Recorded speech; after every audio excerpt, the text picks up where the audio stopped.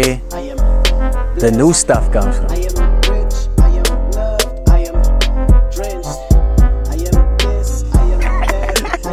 Shut up, man. You also want to be in the interview, huh?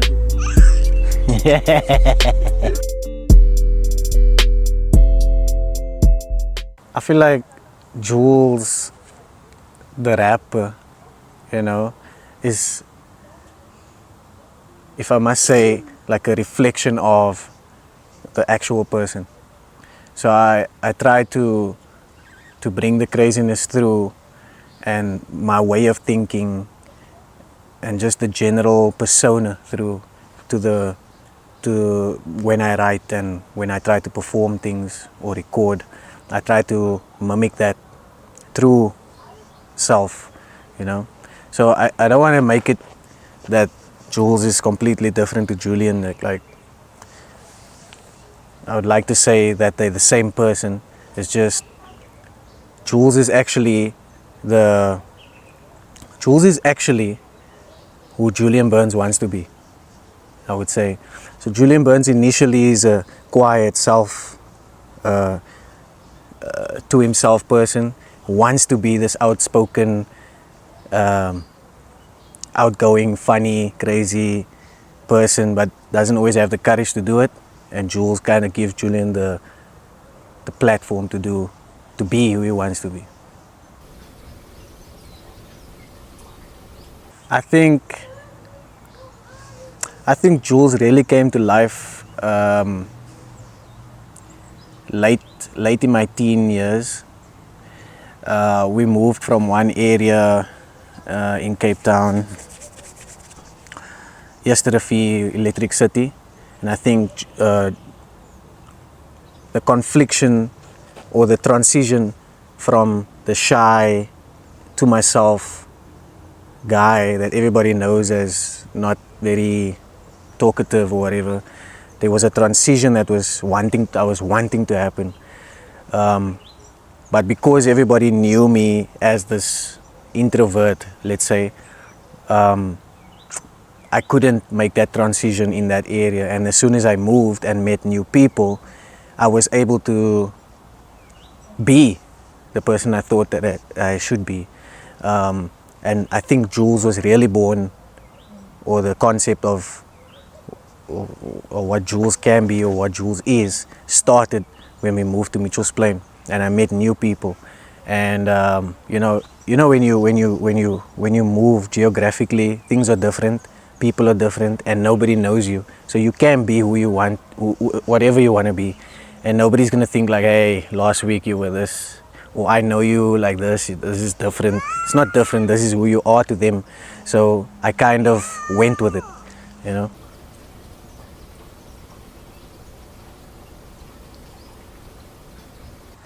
it was actually by chance that I started doing battle rap. It was shortly after I released Street Smart, and we were trying to push the numbers, which obviously, coming out of your first project, nobody knowing that you actually are a rapper or artist of that sort, it's hard to get people to listen to you. And I just thought, what different ways we can use to try and get out the fact that I'm actually a rapper. And we tried doing live performances and things, which obviously, if people don't know your music, doesn't help very much, unless you have which we were in our beginning stages of starting, so we didn't have any songs that would capture crowds like that. So what happened was, On the Block actually started a battle rap league, if you can call it that. But when they came out, they wanted to do a competition. So it's called the Don't Choke Rap Challenge. And I saw the post, and they said you can enter a verse, rap a verse on a video, and enter it and tag and whatever, how you enter the competition. And I just thought, you know what, I'm going to use a verse that I think is the dopest I have at the moment. I went to my producer's house at the time, Mondre 44, shout out. And I had already recorded that track, so we just used the track, and I did the video in front of a mic, uploaded it, and a week later I got inboxed and said, hey, you're in this thing. And that's basically by chance. I didn't even think I would make it. I was just thought, let me put this video out there. It's also content. And then they actually chose me to be part of the competition, so that was good. From there, the first battle, not being a battle rapper or thinking about writing battle bars before then, I had to actually use, because when you start writing, you always sound like you're dissing somebody. So I looked at all my verses that haven't been heard yet, which was a lot. So I chose certain sections that sound like battle material and just obviously tried to formulate it in a battle format. And with that first battle, I actually got some crowd reactions that, when, I don't know, but battle rappers will know. When you perform your art and you deliver your bars and you get feedback from the crowd with oohs and ahs, and when people catch your punchlines and they celebrate it in the moment, you get energy from them, and then that just makes the next few things that you say even more energetic and get more reaction. So that feeling is what made Jules continue doing battle rap.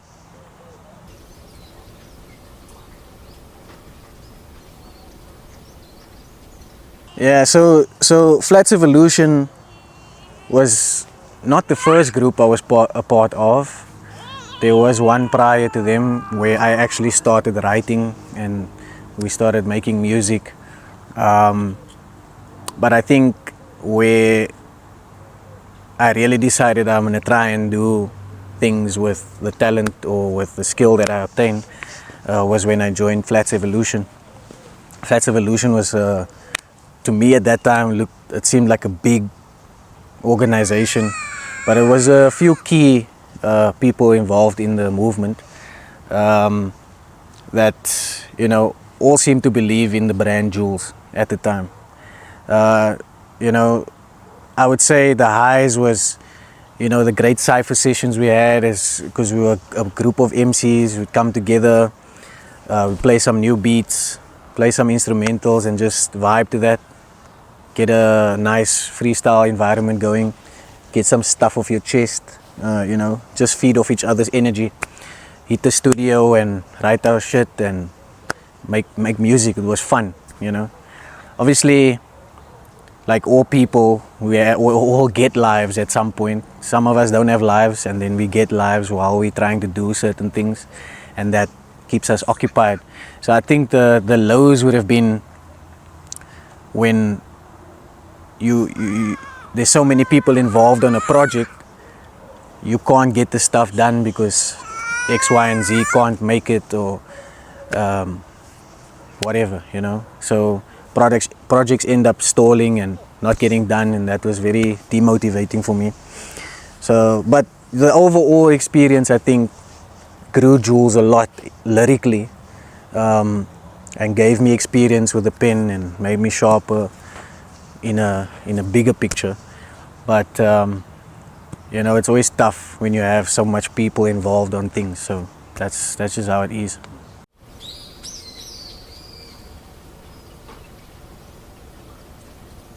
It wasn't really a decision I made. It was more trying to push with the team, trying to keep the team spirit alive. Even me myself started pulling away, or not pulling away intentionally, but you get busy with work. You get a girlfriend or two. You start partying. You get into that stage of your life, and even when we would come together, it would end up being a party, get lit, start smoking, drinking, and then what was supposed to be a studio session becomes a gathering of the whole everybody. So you get distracted in that sense. And as time passed, projects that never released and things that never got done, Not saying I'm not saying that I'm not at fault for those things happening, but eventually you just decide, hey, instead of waiting for a verse or waiting for a beat or waiting for this and depending on that one and lifts and up and down, get material that you can finish yourself. And when I got into a bag of writing at that stage where I was writing concepts and I was writing hooks myself, and I had a mic set up at home, and I was thinking like, fuck, why didn't I just do this myself? But again, it wasn't a decision I made like I'm gonna do this myself. It was like I can, but I still needed help because I wasn't clued up on mixing and mastering, or even, I could record myself, but that's not it. You have to do a lot more after that to make things sound better. So I still needed people, I still needed a crew, I still needed Flats Evolution. And we went in and out of spells where we would come together, we held meetings, we kept each other accountable, but still. And then life got so busy for me. The only thing that I could do was write for myself. And I had gone through so many things on my own and with my family that gave me all the material that I needed to be a solo artist.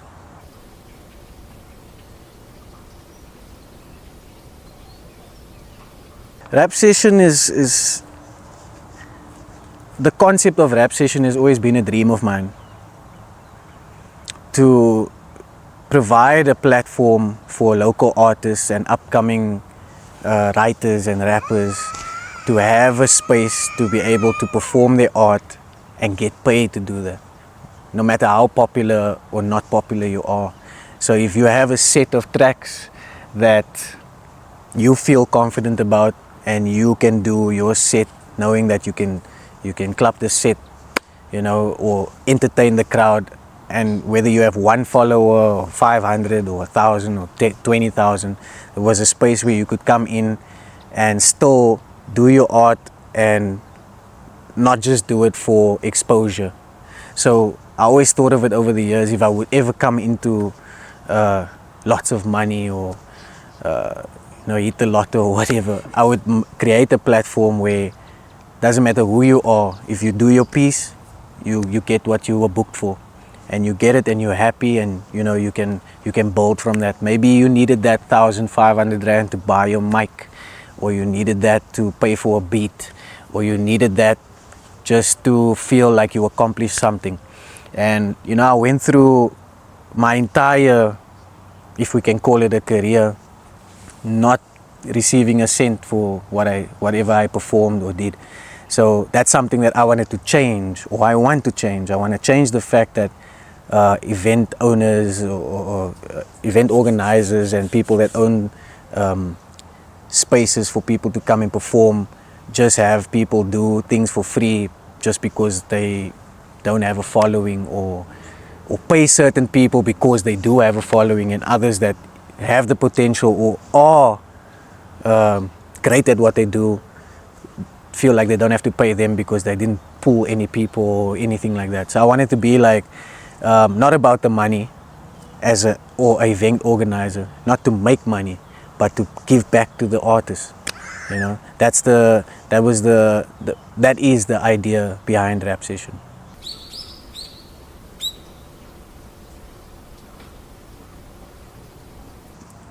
I think the best thing to date still, even though I've grown a lot since Street Smart, I feel like the content on Street Smart reflects a true timeline of my art up until that point, and the ambition that I had in that time.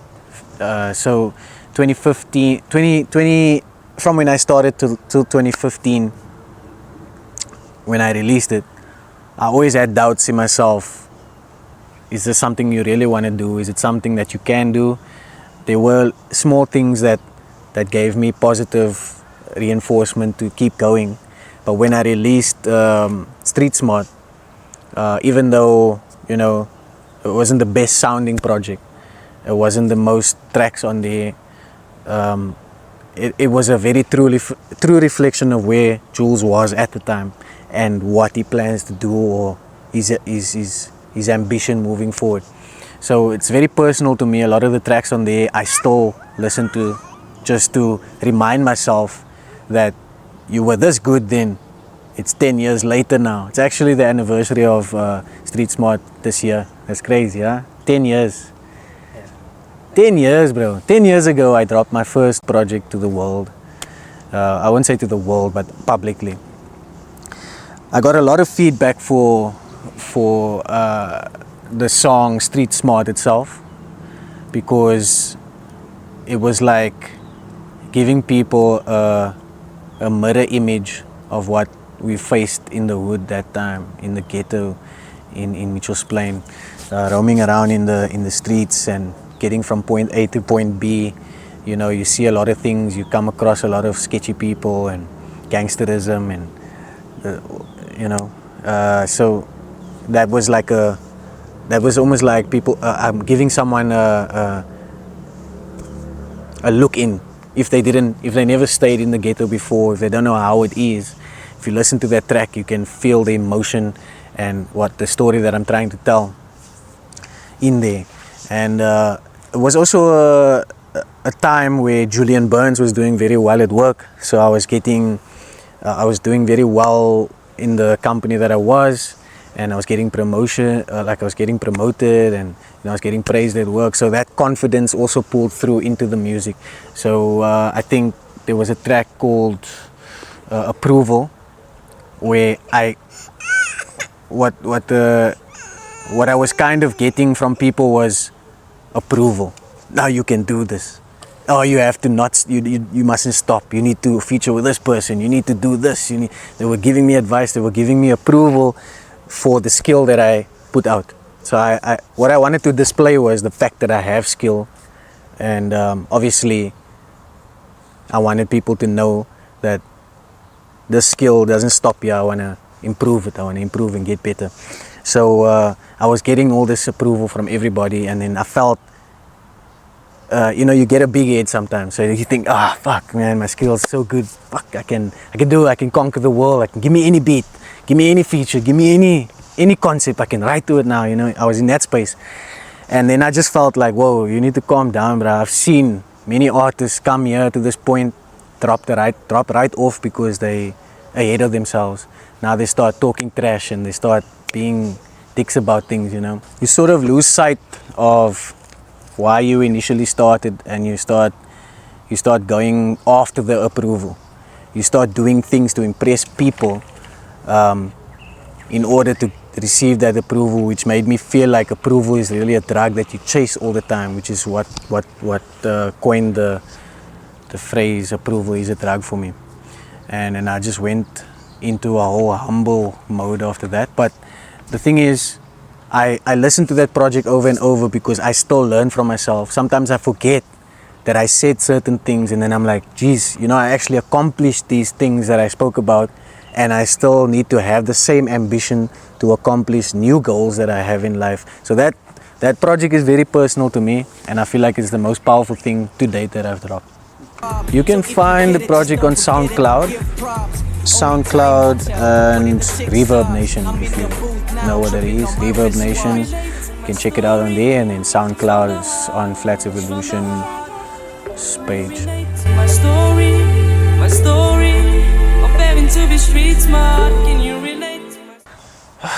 Most lyrical verse, jeez, that's difficult because even though I try not to be too lyrical, I usually end up being lyrical in everything I do. So most of the things I feel like are very good verses.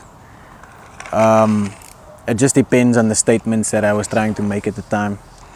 I don't think that the most lyrical things I've ever written are released yet. So in what I'm busy with currently, do I give away in this? Yeah, you can. Subtly. You can, yeah. Slowly but surely. So I'll give away in this. So the most lyrical thing that I feel I've ever written is currently in production. I don't feel comfortable speaking about it because there might still come something more. Like I might outwrite that verse still, you know. But I think a track called The Pin, where I actually try, which I've never done before. I've never really tried to be lyrical, but I actually tried to be the best lyrical self, the best lyrical version of Jules that I've ever been in one verse. And I think that's the one that's probably gonna shock a lot of people with the skill that I've obtained. So it's a very, if you've ever heard Jules before and you thought he's lyrical, when you hear that, even if you've heard everything, you're gonna be like, Jesus, this is one of those ones, you know. And I feel like that's one of them ones. So it's all about how I feel about it anyway.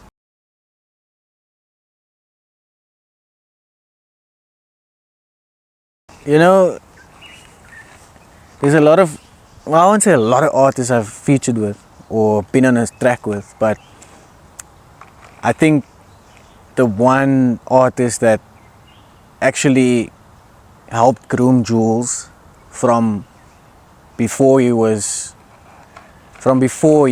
believed in himself to a point where,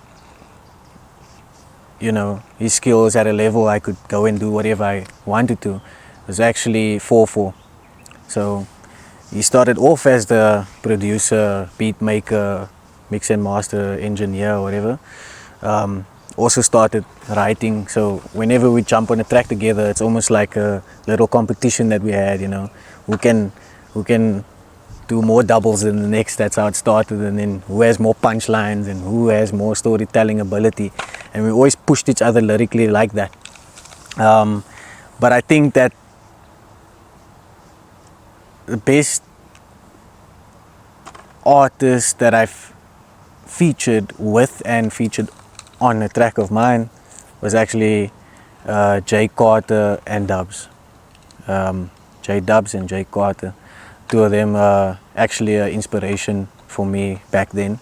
And then when we became a crew together and they were a part of it, I was like, Jesus, bro, I'm in a rap group basically with these motherfuckers, you know. And where people would talk about how cool Dub's song is, I'm like, I was there when that shit was recorded, you know. I know him personally. I took his hand yesterday, bro. It's my nigga, you know. Some bragging rights in that sense, you know. But the humble gentleman, man, you know. If you were to listen to any of these songs, you wouldn't think it. Maybe Dubs gives more. He has this view on the world that he wants to tell people.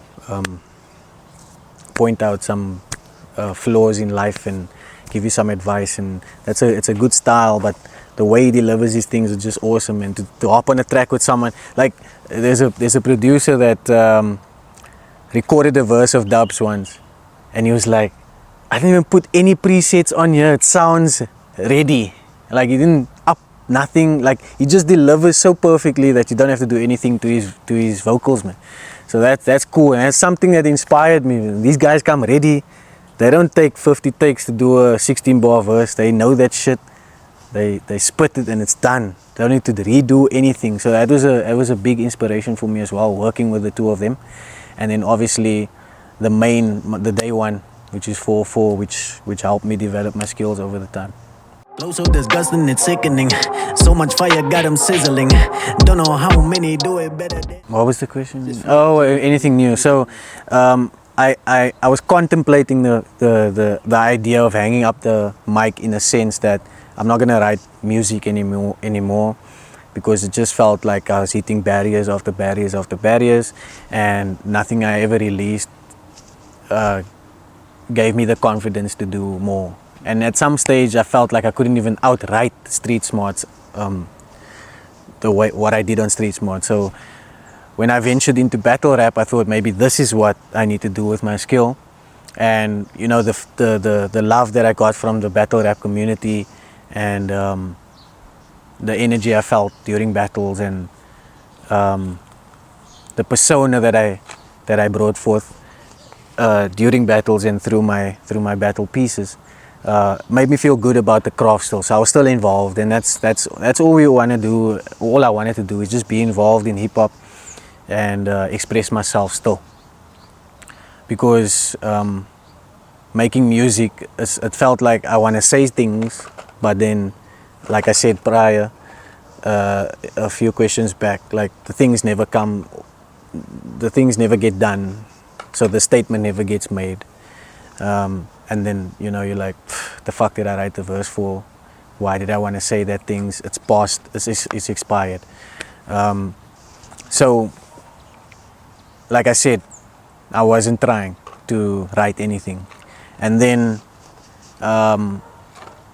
after my son was born, or a little bit before, when my wife was still pregnant, I actually thought about it, and I was like, you know, do I want to show my son, do I want to tell my son one day when he's when he can comprehend things, that he was a rapper and this is what I did? Am I going to be proud of the things that I've done to show him? And I listened to it all again, and I was like, maybe not, man. Maybe I need to make something more meaningful, and kind of. So even though I wasn't writing music, I was still writing, but for battle rap, which made my pen better. So I thought maybe I need to do something to better be proud of when I show him one day. And I fought with the idea of making beats and just doing a couple of songs, maybe speaking to him, or making songs about him, or about how my life is currently after a lot of the things happen. And well, I was like, but I can't make beats, you know. I can make a beat, but it's trash. So I need to improve something about why it's trash. Why is it trash? Because I don't know how to formulate melodies. I can make you kick and drums and put some bass there, but then there's no source to the thing. So I needed to learn some sort of musical background. I needed some theory or something. So I went and tried to learn how to play the piano. And we used to get him to react in utero by playing symphonies and piano pieces. So I thought, if I learn how to play the piano, when he's here, I can play the piano for him and teach him how to play the piano. So it started there, and I used G.A.W.D on my phone and on my iPad, and I started teaching myself how to play chords and how to what the C scale is, and just the basics, you know. And from that, I actually made a beat that I was playing. Instead of playing symphonies and stuff, I was playing this beat next to my wife's stomach, like, react to this. What do you think? Like, I was like, what do you think of this? Kick, kick, kick. Give daddy some love, you know. And I worked on that one file for probably months, you know, until he was born.